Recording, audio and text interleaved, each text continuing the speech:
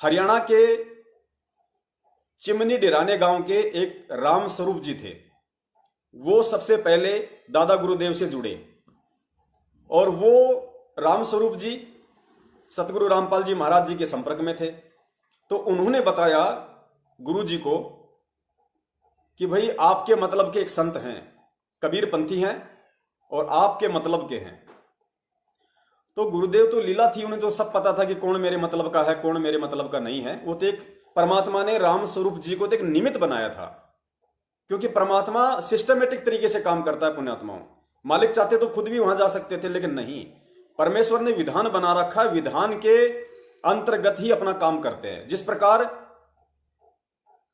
आपको पहले भी बताया था और सतगुरु रामपाल जी महाराज जी भी बार बार बताते हैं अपने सत्संग में कि एक भगत था, वो पहाड़ पे रहा करता था और उसका नित्य ये कर्म था कि जब तक वो हाथ मुंह नहीं धोता था, अपनी कोई क्रिया नहीं करता था। तो एक दिन क्या हुआ, पहाड़ पे पानी सूख गया और जैसे ही वो सुबह उठा, उसकी हालत भी कुछ खराब थी। जैसे ही वो सुबह उठा, उसने देखा कि भाई पानी तो नहीं है। अब उसको बड़ी दुख हुआ, उसको बड़ी चिंता हुई कि भाई क्या करें, क्योंकि वो बीमार था, वो पानी तक उठ के जा नहीं सकता था, क्योंकि उसको पहाड़ से कुछ नीचे आना पड़ता था और पहाड़ से जितना भी था 20 मीटर 50 मीटर 1 किलोमीटर जो भी था, वहां पे आकर वो अपना हाथ मुंह धो के फिर ऊपर जाकर झोपड़ी में अपनी भक्ति किया करता था। तो गुरुदेव ने बताया कि एक दिन वो बीमार पड़ गया, झोपड़ी से बाहर निकलने की भी उसकी हिम्मत नहीं रही। अब वो बड़ा दुखी हुआ कि भगवान आज तो मेरा नियम टूटेगा, मैं तो आज आपका नित्य नियम ही नहीं कर पाऊंगा, परमात्मा बिना हाथ मुंह दे बिना शपथ छुए। तो उस भगत की वो तड़प देखकर, क्योंकि वो तड़प उसकी भक्ति के लिए थी, ये हमें ध्यान रखना होगा, वो तड़प उसकी भक्ति के लिए थी। उसकी भक्ति वाली वो तड़प देखकर उस सारी सृष्टि के रचनहार कबीर परमेश्वर ने पुण्यात्माओं पूरी पृथ्वी पे इतनी भयंकर बरसात की, पूरी पृथ्वी को जलमग्न कर दिया, जलमग्न कर दिया। पूरी पृथ्वी डूब गई और धीरे धीरे धीरे धीरे पहाड़ पे पानी चढ़ गया जहां उसकी झोपड़ी थी। फिर जैसे ही उसने उधर मुंह करके देखा, उसने देखा ओ हो, सब कुछ पानी पानी सब डूब गया। और उसने मुंह धोया, फिर उसने देखा कि हे परमात्मा, ये तो चारों तरफ ये तो अनर्थ हो गया। फिर उसको ध्यान आ गया कि भाई तूने पुकार की थी परमात्मा से। तो फिर उसने परमात्मा से रोते हुए उसने अरदास की कि हे परमात्मा, इस नीच के कारण इतना बड़ा अनर्थ, परमात्मा दया करो, इस पाप को मैं कहां झेलूंगा। फिर परमेश्वर ने वापस वैसा ही कर दिया और कहते हैं कि साहिब से सब होता है, बंदे से कुछ नहीं, वो राई से पर्वत कर दे, फिर पर्वत से राई। परमात्मा कुछ भी करने में सक्षम है। हमारा जो विषय है इस कहानी से वो ये शिक्षा लेने का है कि परमेश्वर अपने विधान के अनुसार ही काम करते हैं, उछल कूद परमात्मा नहीं करता। अगर परमात्मा चाहते तो उस भगत को तो खाली मुंह धोने के लिए पानी की ही जरूरत थी। परमात्मा चाहते तो एक मटका पानी का भी रख सकते थे भर के अपनी शक्ति से, वो मटके से अपना मुंह धो लेता, अपनी भक्ति हो जाती। परमात्मा ने पूरी सृष्टि को क्यों डुबाया? क्योंकि परमात्मा नीचे से शुरू करते हैं। बारिश का लेवल बढ़ा, फिर पानी का लेवल बढ़ा, बढ़ता गया, बारिश होती गई, पानी ऊपर चढ़ता गया। परमात्मा सिस्टमैटिक तरीके से काम किया। परमात्मा ने पूरी सृष्टि को डुबोया। परमात्मा ने चाहते तो मटका भी भर सकते थे, लेकिन नहीं भरा। पुण्यात्मा यही इस भक्ति मार्ग में है। कई लोग सोचते हैं कि मुझे तो परमात्मा माफ कर देंगे, मैं तो परमात्मा का रिश्तेदार हूं, मैं तो गुरु जी का रिश्तेदार हूं, मैं तो गुरु जी का भाणजा हूं, मैं तो गुरु जी का भतीजा हूं। अरे मैं तो आश्रम में डी में सेवा करता था, मैं तो बहुत बार गुरु जी से मिला हूं और गुरु जी ने बहुत बार मेरे को आशीर्वाद दिया। गुरु जी मेरे को जानते हैं, मेरे को पर्सनली कि मैं कौन हूं, मैं किसका बेटा हूं, मैं कहां से आता हूं, अच्छे से पहचानते हैं मेरे को गुरु जी।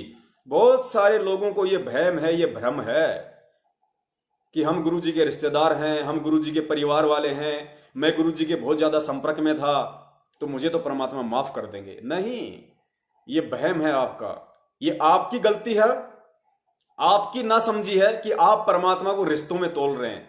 परमात्मा किसी रिश्तों में बंधा हुआ नहीं है। इसी प्रकार जिस प्रकार परमात्मा ने अपने विधान के अंतर्गत पूरी सृष्टि को डुबोया, पानी को सिस्टमेटिक तरीके से ऊपर चढ़ाया, उसके बाद उस भगत ने मुंह धोया, इसी प्रकार संत निर्मोही होता है। हम मंगलाचरण में पढ़ते हैं कि परम शक्ति संगीतम रिद्धि सिद्धि दाता सोही अविगत गुण है अतीतम सत्य पुरुष निर्मोही। तो वो सत्य पुरुष जो है वो निर्मोही है, उसको किसी से कोई विशेष मोह नहीं है। परमात्मा को किसी से कोई विशेष लगाव या मोह नहीं होता है। और इसी भ्रम में उनके परिवार वाले जो समझते हैं कि गुरुजी तो हमारे रिश्ते में हैं, कोई कहता गुरुजी मेरा पिता है, गुरुजी मेरा ताऊ है, गुरुजी मेरा मामा है, गुरुजी मेरा भाई है, इसी भूल में वो लोग पिछले 6 वर्षों से और उससे भी पहले से अपना जीवन नाश कर रहे हैं, ना समझ पाने के कारण। तो राम स्वरूप जी निमित्त बने परमात्मा तक वो संदेशा पहुंचाने के लिए। खुद सतगुरु ने ही उनको निमित्त बनाया लीला के तहत। गुरुदेव आश्रम में गए, जाते ही परमात्मा ने नाम दीक्षा ले ली। अब जो भी बातचीत उनमें हुई होगी उस चीज को मैं नहीं जान सकता कि स्वामी रामदेवानंद जी महाराज जी और सतगुरु रामपाल जी महाराज जी के बीच में क्या बातचीत हुई, और बातचीत पुण्यात्माओं जरूर हुई होगी, क्योंकि ये भक्ति मार्ग एक एक आत्मा के माध्यम से परमात्मा सिस्टमेटिक तरीके से इस समय तक लेके आए थे। जैसे गरीबदास जी के बाद में उनके सीधे शिष्य गुरु जी ने बताया कि शीतलदास जी हुए, और शीतलदास जी को गरीबदास जी ने शरीर छोड़ने से पहले एक हिदायत दी थी कि ये मंत्र और ये बातें तू केवल उसी अपने एक शिष्य को बताएगा जिसके लिए मैं संकेत करूंगा, उसी को ये मंत्र बताना आगे, क्योंकि परमात्मा ने एक एक सिस्टमेटिक तरीके से एक एक आत्मा के माध्यम से 17 फरवरी 1988 तक 12वें पंथ में प्रवेश होना था। फिर शीतलदास जी को गरीबदास जी महाराज जी ने शरीर छोड़ने के बाद सौपन में दर्शन दिया और एक शिष्य की तरफ इशारा किया कि ये नाम उसको दे, उसको बता, और उसको भी ठीक इसी तरह वचनबद्ध कर देना, उसको ये मर्यादा बता देना कि अन्य किसी को नहीं बताएगा, वो भी केवल उसी को बताएगा जिसको आप निर्देशित करोगे, क्योंकि वो उनका गुरु था। और फिर वो परमात्मा शीतलदास जी के रूप में ही उनको निर्देशित करेगा। इस प्रकार ये मार्ग आया था। तो स्वामी रामदेवानंद जी को भी हिदायत थी अपने गुरुदेव से। तो जैसे ही उनको वो समय आ गया तो इतनी चेतना तो उन महापुरुषों को थी ही। तो गुरु जी जैसे ही लीला में तरीके से उनके शरण में आए, उनके शिष्य बने, तो अवश्य उन दोनों के बीच वार्तालाप हुआ होगा कि भाई हाँ, अब परमात्मा इस धरती पे आ चुका है। रामानंद जी को, स्वामी रामदेवानंद जी महाराज जी को, दादा गुरु जी को इस बात का अवश्य पता लगना था। और ये बहुत बड़ा रहस्य है कि सतगुरु रामपाल जी महाराज जी ने ही स्वामी रामदेवानंद जी महाराज जी को सार नाम दिया, सार शब्द दिया और उस आत्मा का उद्धार किया।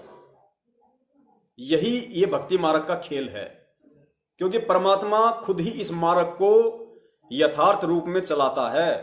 इस मार्ग को, इस इतने बड़े विश्व कल्याण के मिशन को कोई अन्य नहीं चला सकता, खुद वो परमेश्वर ही चलाता है। और 12वें पंथ में आके आज सतगुरु रामपाल जी महाराज जी के स्वरूप में स्वयं वो कबीर परमात्मा ही धरती पे प्रकट है, विराजमान है। और ये आप और हम आत्माओं का सौभाग्य है कि हम डायरेक्ट कबीर परमेश्वर जी की हम शरण में हैं। तो काफी समय हो गया सतगुरु रामपाल जी महाराज जी को अपने गुरुदेव की शरण में। और फिर बताया गुरु जी ने सत्संग में कि उस समय तकरीबन 8-9 लाख शिष्य दादा गुरुदेव के हो गए थे। चूंकि उम्र काफी हो गई थी, समय निकट था, तो दादा गुरुदेव ने भी परीक्षा लेनी थी, क्योंकि 8-9 लाख उनके शिष्य और दादा गुरुदेव उनके गुरु। तो जहां गुरु शिष्य का नाता, वहां परीक्षा कंपलसरी। और उसी परीक्षा के तहत दादा गुरुदेव जी ने, जब वो काफी समय के हो गए थे, उसके बाद उन्होंने एक लीला की। गुरु जी ने बताया कि दादा गुरुदेव ने अपने दस्त लगा लिए, लूज मोशन हो गए दादा गुरुदेव जी के। उन्होंने लीला में तरीके से जानबूझ के अपने दस्त लगा लिए, बार बार लेटरिन के लिए जाते, बार बार फ्रेश होने के लिए जाते। अभी गए, वापस आए, 10 मिनट बाद फिर गए, फिर वापस आए, फिर चले गए, हाथ धोए, बैठ गए। मतलब इस तरह की लीला परमात्मा करने लगा। किसी को नहीं पता चला कि क्या हो रहा है, क्योंकि जब परीक्षा होती है, पुण्यात्मा यही हमें ध्यान में रखना है, क्योंकि आज आप और हमारी भी परीक्षा चल रही है। जब परीक्षा होती है तो परमेश्वर इसी हिसाब से परीक्षा लेता है कि उस परीक्षा को, कि वास्तव में परीक्षा चल रही है, उस स्थिति को वही शिष्य भांप सकता है जो पिछला भक्ति संस्कारी होगा और जो वर्तमान में गुरु को परमात्मा मान के भक्ति कर रहा होगा, ना कि एक संत, ना कि मां के पेट से जन्म लिया हुआ। वो शिष्य कभी भी उन घटनाओं को समझ नहीं पाएगा कि सतगुरु क्या खेल खेल रहा है, क्योंकि सतगुरु उस पर दया ही नहीं करेगा। सतगुरु दया केवल उसी पे करेगा जो शिष्य डिसिप्लिन में होगा, अनुशासन में होगा। और भक्ति मार्ग का अनुशासन है कि गुरु को परमात्मा मान के चले। उसी शिष्य पे सतगुरु दया करता है, उन घटनाओं को समझने की दृष्टि देता है। क्योंकि परमेश्वर कहते हैं कि सब सुमरे अपने अनुमाना तो गति लखी न जाए। यदि अपने अपने विचार से लोग सोचेंगे, समझेंगे, समझने की कोशिश करेंगे तो परमात्मा कहते हैं वो समझ नहीं पाएगा। सब सुमरे अपने अनुमाना तो गति लखी न जाए, और कहे कबीर कृपया कर जन पर ज्यों की त्यों समझाए। परमात्मा केवल जिस पे दया करेगा, जिस पे मेहर करेगा, जिस पे कृपा करेगा, वही व्यक्ति, वही जन, वही भगत उन चीजों को सही सही से समझ पाएगा। तो दादा गुरुदेव ने दस्त लगाए अपने, और ये दस्त लगाने का जो प्रोसीजर थी, जो ये दस्त वाली जो प्रक्रिया थी, ये गुरुजी ने बताया कि लगातार 3 महीने चली, 3 महीने तक। अब जब काफी समय बीत गया, महीना 1.5 महीना हो गया, दादा गुरुदेव के दस्त नहीं रुक रहे। दादा गुरुदेव जी कभी कभी बहकी बहकी बात कर दें, जैसे बोला भाई मैं फ्रेश होने जाऊंगा, फ्रेश होने के लिए गए, बाथरूम में गए नहीं, वापस आ गए, सब शिष्य देख रहे हैं, वापस आके कह रहे लाओ भाई मेरे हाथ धुलाओ, हाथ धुलाओ भाई, गंदे हो गए, मैं भी बाथरूम जाके आया हूं। तो शिष्य विचार करने लगे, यार गुरुजी बाथरूम में गए नहीं, गेट से वापस आ गए, कह रहे बाथरूम जाके आए हूं, हाथ धुलाओ। तो संगत में खुसर फुसर शुरू हो गई, चर्चा शुरू हो गई कि भाई गुरुजी का दिमाग खराब हो गया। भाई उम्र भी तो काफी हो गई ना, 100 साल के ऊपर हो गए, अब उम्र का भी तो एक तगाजा होता है, शरीर भी तो शरीर होता है। भाई गुरुजी का दिमाग खिसक गया, मतलब मेंटल हो गए गुरुजी।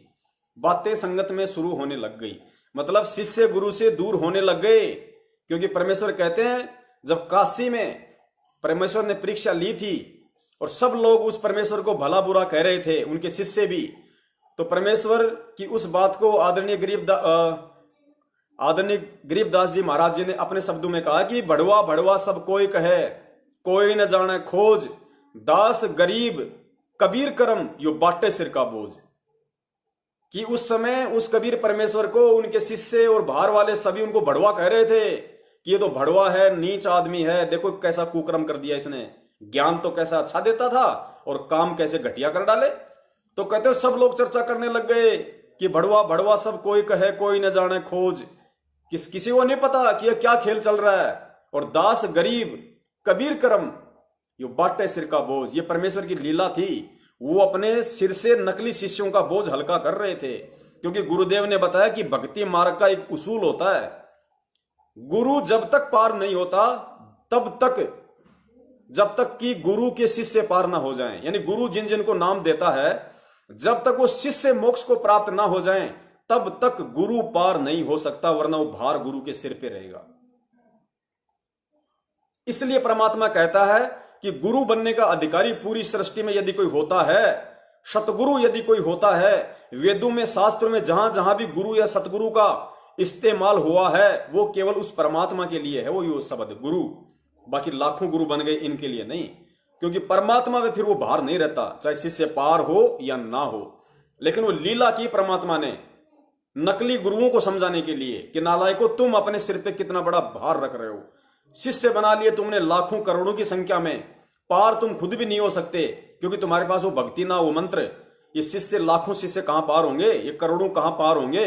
इसलिए परमात्मा कहते हैं कि गुरु खुद भी नरक में पड़ेगा और शिष्यों को भी नरक में लेके जाएगा। इसलिए गुरु ने कहा कि भड़वा भड़वा सब कोई कहे, कोई न जाने खोज, दास गरीब कबीर करम यो बाटे सिर का बोझ। तो भाई वो सिर का बोझ तो दादा गुरुजी ने भी हल्का करना था, और दादा गुरुजी ने किया। संगत में खुसर फुसर शुरू हो गई। खुसर फुसर राम स्वरूप जी के कान में पड़ी, तो राम स्वरूप जी सतगुरु रामपाल जी महाराज जी के पास आए। उस समय दोनों गुरु भाई थे। तो राम स्वरूप जी ने कहा भाई जेई, क्योंकि उस समय गुरु जी जेई थे, जूनियर इंजीनियर थे हरियाणा इरिगेशन डिपार्टमेंट में, सिंचाई विभाग में। तो राम स्वरूप जी ने कहा कि भाई जेई साहब, बोले हाँ जी। बोले भाई क्या विचार है आपका?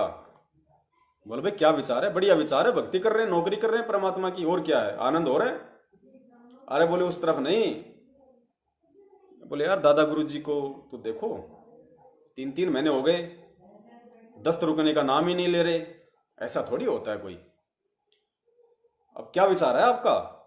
यानी गुरु जी ने बताया कि राम स्वरूप जी का कहने का मतलब यह था कि भाई अब किसी और पंथ में चलते हैं, कोई और गुरु देखते हैं, कोई ढंग का। अब ये गुरु तो हो लिया फैल, जब खुद के दस्त नहीं रुक रहे तो भला शिष्यों का बीमारियों का क्या करेगा, मोक्ष कहां से कराएगा, शिष्यों का जन्म मरण का रोग कहां से कटेगा, कहां से काटेगा, जिसके खुद के दस्त नहीं रुक रहे। तो उसका कहने का मतलब ये था, लेकिन वो कह नहीं पाया गुरुजी से। तो गुरुजी ने कहा कि कोई बात नहीं, तो संतों के खेल होते हैं रामस्वरूप, अपनी भक्ति कर भाई, ये तो संतों के खेल है, हमें जो भक्ति दे दी, मंत्र दे दी, उन पे ध्यान रखना, हमने क्या लेना देना। संत के दस्त हो रहे, संत की रीढ़ की हड्डी में है दर्द, या संत के दांतों में दर्द है, हमें इन बातों से क्या लेना देना भाई।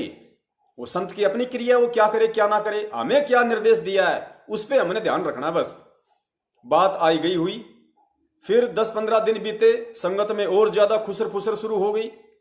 एक दिन फिर मौका मिला रामस्वरूप जी को गुरुजी से भेंट करने का। उस समय थोड़ी हिम्मत दिखाई रामस्वरूप जी ने और कहा कि भाई मैंने पिछली बार कहा था, कुछ ध्यान दिया आपने। गुरुजी बोले भाई क्या, कौन सी बात है। अरे भाई सब लोग जा रहे हैं छोड़ छाड़ के, बहुत सारे लोग दूसरे पंथों में चले गए, अन्य को अपना गुरु बना लिया। अब दादा गुरुजी यार 3 महीने हो गए, दस्त उनके रुक नहीं रहे, अब क्या करेंगे अब यहां अपन रह के, जो खुद अपना दस्त नहीं मिटा पा रहा, हमारा जन्म मरण का रोग कहां से मिटाएगा। दादा गुरुजी का दिमाग खराब हो लिया भाई, गुरुजी का दिमाग खराब हो लिया, कहीं और देखते हैं। तब गुरुदेव जी ने, संत गुरु रामपाल जी महाराज जी ने, पुण्यात्मा ये उदाहरण दिया, एग्जाम्पल दिया परमात्मा ने कि पुण्यात्माओं तुम्हारे साथ भी वो घटनाएं घटेंगी, तुम्हारे सामने भी काल, वो आपत्तियां, वो विपत्तियां, वो परेशानियां खड़ी करेगा। उस समय तुम्हें किस तरीके से विवेक करना है, किस तरीके से तुम्हें सोचना है, मनन करना है, और किस तरीके से अपने आप को भक्ति मार्ग पे दृढ़ता के साथ में बनाए रखना है। इसलिए परमात्मा ये लीलाएं करते हैं, ये एग्जाम्पल देते हैं, ये कहानियां सुनाते हैं, वरना परमात्मा किसी का मनोरंजन करने के लिए नहीं आता यहां पे। ये चुटकुले सुनाने के लिए, कहानियां सुनाने के लिए परमात्मा के पास समय नहीं है। तब सतगुरु रामपाल जी महाराज जी ने, जो उस समय एक भगत की भूमिका में थे, रामस्वरूप जी के भगत भाई थे, गुरु जी खड़े हुए और कहा कि रे नालायक इंसान, ये शब्द बोलने से पहले कि गुरु जी का दिमाग खराब हो गया, नालायक तेरी जीभ क्यों नहीं कट गई, तूने कह कैसे दिए ये शब्द कि गुरु जी का दिमाग खराब हो गया। अरे देख, सूरज भी टाइम पे अपने स्थान पे चक्कर काट रहा है, पेड़ पौधे भी देख वहीं की वहीं हैं, पशु पक्षी भी चहका रहे हैं, देख तू और मैं भी सुरक्षित हैं, ये पृथ्वी भी सुरक्षित है, हवा भी चल रही है। नालायक, तूने ये कैसे कह दिया कि गुरुजी का दिमाग खराब हो गया, तेरी जीभ क्यों नहीं कट गई तेरी। अरे गुरुजी यानी भगवान, परमात्मा, साहब, और जिस दिन गुरु का दिमाग खराब हो गया उस दिन नालायक ये सृष्टि बचेगी क्या। ये खंड पिंड ब्रह्मांड, तारे नक्षत्र, पेड़ पौधे, जीव जंतु, पहाड़ नदियां, ये सब उलट फुलट हो जाएंगे जिस दिन गुरु का दिमाग खराब हो जाएगा। नालायक, अभी तो हम देख आमने सामने बात कर रहे हैं और कहते हैं पो पार्टी पकड़ा भैया और जागी जी आजून। पो पार्टी पकड़ा भैया यानी सुबह सुबह जब प्रातः काल हुआ, सूरज उदय हुआ लाल रंग का, तो कहते हैं सभी जीव जंतु जाग जाते हैं, सभी जीव जंतु उठ जाते हैं। कहते हैं पो पार्टी पगड़ा भया और जागी जिया जून, और सब काहू को देत है वो चोंच समाना चून। किरे नालायक, वो परमात्मा जो चींटी को कण और हाथी को मण देता है, मण खिलाता है, तूने कैसे कह दिया उसके विषय में कि परमात्मा का दिमाग खराब हो गया। तेरी जीभ में कीड़े क्यों नहीं पड़ गए, तेरी जीभ क्यों नहीं कट गई नालायक, ये शब्द बोलने से पहले। अब पुण्यात्मा, जब इतना सब कुछ हुआ तो राम स्वरूप जी को अंदर से बड़ा दुख हुआ और उन्होंने कहा कि भाई जय साहब मुझे माफ करो, मेरे से बहुत बड़ी गलती हो गई। पुण्यात्मा, गुरुदेव ने कहा कि नालायक मैं कौन होता हूं माफ करने वाला, अगर माफी मांगनी है तो गुरुदेव से चल के मांग, पैरों में पड़, संत की अपनी मौज तुझे माफ करे या क्या करे। उसी समय दोनों वहां गए, रामस्वरूप जी ने माफी मांगी, पैरों में गिड़गिड़ाया। संत तो दयालु होते हैं, कहते हैं दास गरीब दयालु हैं, डिगे बंधावे धीर। परमात्मा तो यहां पे धीर बंधाने आते हैं, धैर्य बंधाने ही आते हैं। यदि परमात्मा नाराज हो जाएगा, गुरु नाराज हो जाएगा, तो जीव का कहां ठोर ठिकाना। परमेश्वर ने उन्हें माफ किया, सतगुरु ने उन्हें माफ किया। और उसके बाद फिर आगे की कहानी गुरुदेव ने बताई कि एक दिन फिर परमात्मा ने कहा, जब सबकी परीक्षा होली, सबकी छटनी होली, नौ के 9 लाख फैल। समझने वाले समझ गए हैं, ना समझे वो अनाड़ी है।